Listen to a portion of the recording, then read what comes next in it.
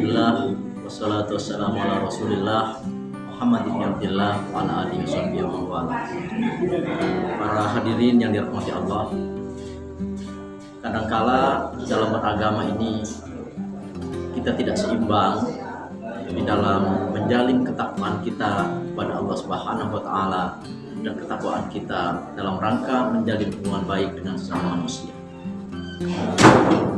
Pesan takwa itu pernah suatu ketika Rasul Shallallahu Alaihi Wasallam didatangi oleh seorang sahabatnya, lalu si sahabat tadi meminta saran kepada Rasul, "Rasul, saya akan melakukan perjalanan, berilah kami bekal."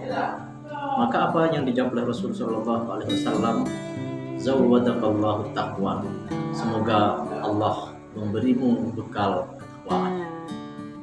Dan hadis ini pula yang dikonfirmasi oleh Al-Quran ketika Allah berfirman, "Tazawwadu fa inna khairaz zadi taqwa wattaquni ya ulil albab."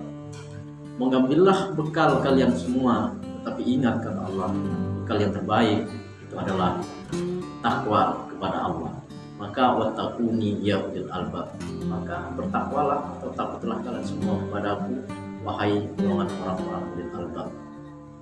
Hadirin yang dirahmati Allah. Tetapi ketakwaan itu jangan kira hanyalah ketakwaan yang harus terjalin dengan berupa ketaatan kepada Allah Subhanahu wa taala. Karena di sisi lain ketakwaan itu harus diwujudkan di dalam tindakan nyata.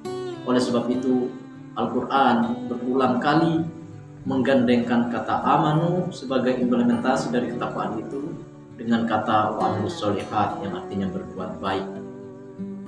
Saya kira perbuatan baik kita kepada sesama itu juga perwujudan dari nilai ketakwaan kita kepada Allah Subhanahu wa taala.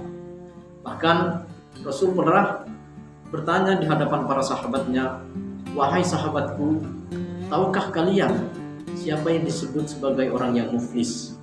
Muflis itu artinya orang yang bangkrut, atau orang sekarang menyebut sebagai orang yang sedang pailit. Lalu para sahabat menjawab, orang yang muflis itu adalah man la dirhama wala mata, adalah orang yang tidak mempunyai dirham dan tidak mempunyai modal usaha. Lalu apa jawaban Nabi?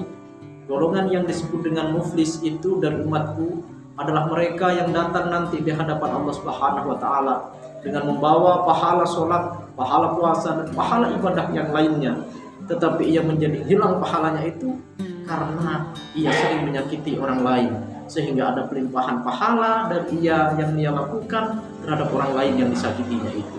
Lalu bagaimana jika pahalanya sudah habis sementara kejahatan kepada orang lain masih berlanjut?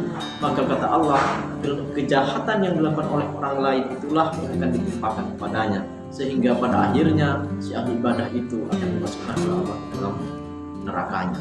Saya kira demikian kalam hikmah singkat yang bisa saya sampaikan. Semoga memberikan manfaat kepada kita semua. Assalamualaikum warahmatullahi wabarakatuh.